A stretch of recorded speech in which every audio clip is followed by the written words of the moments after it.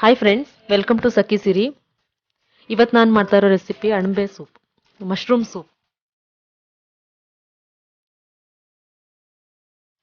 ಇದಕ್ಕೆ ಒಂದು ಪ್ಯಾನ್ ತೊಗೊಂಡಿದ್ದೀನಿ ನಾನು. ಅದು ಬಿಸಿ ಆದ ಕೂಡಲೇ 2 ಟೇಬಲ್ ಸ್ಪೂನ್ ಅಷ್ಟು ಬೆಣ್ಣೆ ಹಾಕಿದ್ದೀನಿ. ಬೆಣ್ಣೆ ಕರ್ಗೋ ತನಕ ಬಿಡಿ. ಇಲ್ಲಿ ನೀವು ಎಣ್ಣೆ ಕೂಡ ಯೂಸ್ ಮಾಡ್ಬೋದು, ಬಟ್ ಬೆಣ್ಣೆ ಸ್ಪೆಷಲ್ ಟೇಸ್ಟ್ ಕೊಡುತ್ತೆ. ಬೆಣ್ಣೆ ಹಾಕಿದರೆ ಚೆನ್ನಾಗಿರುತ್ತೆ. ಇದಕ್ಕೆ 2 ಟೀ ಸ್ಪೂನ್ ಅಷ್ಟು ಬೆಳ್ಳುಳ್ಳಿ ಮತ್ತು ಶುಂಠಿನ ಸಣ್ಣ ಪೀಸ್ ಮಾಡಿ ಇಟ್ಕೊಂಡಿದ್ದೀನಿ. ನೀವು ಪೇಸ್ಟ್ ಕೂಡ ಯೂಸ್ ಮಾಡ್ಬೋದು, ಬಟ್ ಇದು ಸ್ಪೆಷಲಾಗಿ ಟೇಸ್ಟ್ ಕೊಡುತ್ತೆ. ಈ ಥರ ಕಟ್ ಮಾಡಿ ಹಾಕಿದ್ದೀನಿ ನಾನು. ಇದನ್ನು ಗೋಲ್ಡನ್ ಬ್ರೌನ್ ಆಗೋ ತನಕ ಚೆನ್ನಾಗಿ ಫ್ರೈ ಆಗಲಿ. ಅದು ಹಸಿ ವಾಸನೆ ಹೋಗೋ ತನಕ ನೀಟಾಗಿ ಫ್ರೈ ಮಾಡ್ಕೊಳ್ಳಿ. ಅದನ್ನು ಕೈ ಬಿಡ್ದಲೆ ನೀಟಾಗಿ ಮಿಕ್ಸ್ ಮಾಡ್ತಾ ಇರಬೇಕಾಗತ್ತೆ. ಆ ಹಸಿ ವಾಸನೆ ಹೋಗ್ಬಿಟ್ಟು ಅದು ಪರಿಮಳ ಬಂದ ಕೂಡಲೇ ನೀವು ಒಂದು ಈರುಳ್ಳಿ ತೊಗೊಂಡಿದ್ದೀನಿ. ಇಲ್ಲಿ ನಾನು ಸಣ್ಣಕ್ಕೆ ಪೀಸ್ ಮಾಡ್ಕೊಂಡಿದ್ದೀನಿ. ಈರುಳ್ಳಿ ಹಾಕಿಬಿಟ್ಟು ಫ್ರೈ ಮಾಡ್ಕೊಳ್ಳಿ. ಈರುಳ್ಳಿ ಬೇಡದೇ ಇರೋರು ಸ್ಕಿಪ್ ಮಾಡ್ಕೋಬೋದು, ಬಟ್ ಸ್ಪೆಷಲ್ ಟೇಸ್ಟ್ ಕೊಡುತ್ತೆ. ಆಮೇಲೆ ಟೊಮ್ಯಾಟೊ, ಇದು ಒಂದು ಟೊಮ್ಯಾಟೊ ತೊಗೊಂಡಿದ್ದೀನಿ. ಇದು ಕೂಡ ಸಣ್ಣಕ್ಕೆ ಪೀಸ್ ಮಾಡ್ಕೊಂಡಿದ್ದೀನಿ.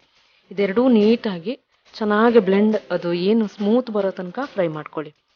ಇಲ್ಲಿ ನಾನೊಂದು 200 ಗ್ರಾಮ್ಸ್ ಅಷ್ಟು ಅಣಬೆನ ನೀಟಾಗಿ ಕ್ಲೀನ್ ಮಾಡಿಬಿಟ್ಟು ಸಣ್ಣ ಪೀಸ್ ಮಾಡಿ ಇಟ್ಕೊಂಡಿದ್ದೀನಿ. ಇಲ್ಲಿ ನಿಮ್ಗೆ ಯಾವ ಸೈಜ್ ಬೇಕು ಆ ಸೈಜಲ್ಲಿ ಮಾಡ್ಕೋಬೋದು. ಅದು 1 ನಿಮಿಷ ತನಕ ನೀಟಾಗಿ ಅದೇ ಸಿಮ್ ಫ್ಲೇಮಲ್ಲೇ ಸ್ವಲ್ಪ ಫ್ರೈ ಮಾಡ್ಕೊಳ್ಳಿ. ಅದ್ರ ನೀರಿನ ಅಂಶ ಬಿಟ್ಕೊಳ್ಳುತ್ತೆ. ಇಲ್ಲಿ ನಾನು ಕ್ಯಾರೆಟ್ ತೊಗೊಂಡಿದ್ದೀನಿ. ಒಂದು ಕ್ಯಾರೆಟನ್ನು ಸಣ್ಣ ಸಣ್ಣ ಪೀಸ್ ಮಾಡಿ. ಎಕ್ಸ್ಟ್ರಾ ಫ್ಲೇವರ್ ಬೇಕು ಅನ್ನೋ ಒಂದು ಇದಕ್ಕೆ ಹಾಕ್ಕೋಬೋದು, ಇಲ್ಲ ಅಂತಂದರೆ ಅಣಬೆ ಒಂದಿದ್ರೂ ಸಾಕು. ಇಲ್ಲ ನೀವು ಬೇರೆ ಬೇರೆ ತರಕಾರಿನೂ ಹಾಕ್ಕೋಬೋದು. ಆಮೇಲೆ ಇಲ್ಲಿ ಒಂದು ಅರ್ಧ ಕಪ್ಪಷ್ಟು ನಾನು ನೀರನ್ನು ಹಾಕ್ತಾ ಇದ್ದೀನಿ. ಇಲ್ಲಿ ಏನು ಕೆಲವೊಬ್ರು ಏನು ಮಾಡ್ತಾರೆ ಅಂದರೆ ತರಕಾರಿ ಬೇಯಿಸಿರೋ ಅಂಥ ನೀರನ್ನು ಹಾಕ್ಕೊಳ್ತಾರೆ. ನೀವು ಆ ಥರ ಕೂಡ ಮಾಡ್ಕೋಬೋದು.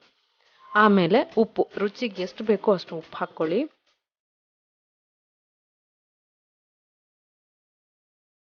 ಆಮೇಲೆ ಅರಿಶಿನ ಪುಡಿ, 1 ಟೀ ಸ್ಪೂನ್ ಅಷ್ಟು ಅರಿಶಿನ ಪುಡಿ ತೊಗೊಂಡಿದ್ದೀನಿ ನಾನು.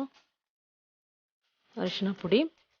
ನೆಕ್ಸ್ಟು ಕಾಳು ಮೆಣಸಿನ ಪುಡಿ, ಸಣ್ಣಕ್ಕಾಗಿ ಕ್ರಷ್ ಮಾಡ್ಕೊಬಿಟ್ಟು ಕಾಳು ಮೆಣಸಿನ ಪುಡಿ. ನಾನಿಲ್ಲಿ 2 ಟೀ ಸ್ಪೂನ್ ಅಷ್ಟು ತೊಗೊಂಡಿದ್ದೀನಿ. ನೀವು ಹೆಚ್ಚಿಗೆ ಬೇಕಾದ್ರೂ ತೊಗೋಬೋದು, ಖಾರ ಹೆಚ್ಚು ಬೇಕಾದವರು.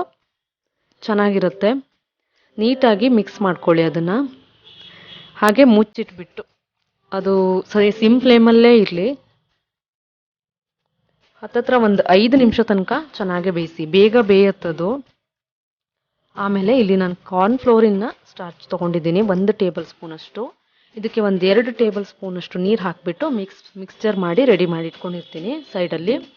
ಇದು ಯಾರಿಗೆ ಅದು ಬೇಕು ಅನ್ನೋರು ಇಂಟ್ರೆಸ್ಟ್ ಇದ್ದವ್ರು ಮಾತ್ರ ತಗೊಳ್ಳಿ. ಇಲ್ಲಿ ಖಾರದ ಪುಡಿ ಕೂಡ ನಾನು ಒಂದು ಅರ್ಧ ಟೀ ಸ್ಪೂನ್ ಅಷ್ಟು ಖಾರದ ಪುಡಿ ಹಾಕಿದ್ದೀನಿ. ಒಂದು ವೇಳೆ ಹೆಚ್ಚು ಖಾರ ಬೇಕಾದವರು ಹಾಕ್ಕೋಬೋದು, ಮತ್ತು ಹಸಿಮೆಣಸು ಕೂಡ ನೀವು ಇದಕ್ಕೆ ಆ್ಯಡ್ ಮಾಡ್ಕೋಬೋದು, ಚೆನ್ನಾಗಿರುತ್ತೆ. ಸೊ ಇಲ್ಲಿ ನೀವೇನು ಮಾಡಬೇಕಂತಂದರೆ ಗ್ಯಾಸನ್ನು ಆಫ್ ಮಾಡ್ಕೊಬಿಡಿ. ಇಲ್ಲಿ ನಾನೊಂದು 2-3 ಇದು ಟೇಬಲ್ ಸ್ಪೂನಷ್ಟು ಈ ಬೆಂದಿರೋ ಅಂಥ ಎಲ್ಲ ಐಟಮ್ಸನ್ನು ನಾನು ಹಾಕ್ಕೊಬಿಟ್ಟು ಬ್ಲೆಂಡ್ ಮಾಡ್ಕೊಳ್ತಾ ಇದ್ದೀನಿ. ಮಿಕ್ಸಿ ಜಾರಲ್ಲಿ ಹಾಕಿಬಿಟ್ಟು ಒಂದು ಸ್ಮೂತ್ ಪೇಸ್ಟ್ ಮಾಡ್ಕೊಳ್ತೀನಿ. ಇಲ್ಲಿ ಏನಂತಂದರೆ ಬಾಯಿಗೆ ಸಿಗೋ ಹಾಗೂ ಇರಬೇಕು, ಮತ್ತು ಇದ್ರ ಫ್ಲೇವರು ಇದರಲ್ಲಿ ಬಿಟ್ಕೊಳತ್ತೆ. ಸ್ವಲ್ಪ ಮಿಕ್ಸಿ ಜಾರಲ್ಲಿ ಹಾಕಿಬಿಟ್ಟು ನೀವು ನೀಟಾಗಿ ಮಿಕ್ಸಿ ಮಾಡಿಕೊಂಡ್ರೆ ಸ್ಪೆಷಲ್ ಟೇಸ್ಟಾಗಿ ಕೊಡುತ್ತೆ. ಹಾಗೇ ಬೇಕಾದ್ರೂ ಮಾಡ್ಕೋಬೋದು, ಇಲ್ಲ ಪೂರ್ತಿಯಾಗಿ ಮಿಕ್ಸಿ ಮಾಡೋರು ಇರ್ತಾರೆ, ಫುಲ್ ಅದೇ ಥರ ಸಿಗಲಿ ಅಂಥೇಳಿ, ಬಾಯಿಗೆ ಸಿಗದೆ ಇರಬೇಕು ಅಂತ.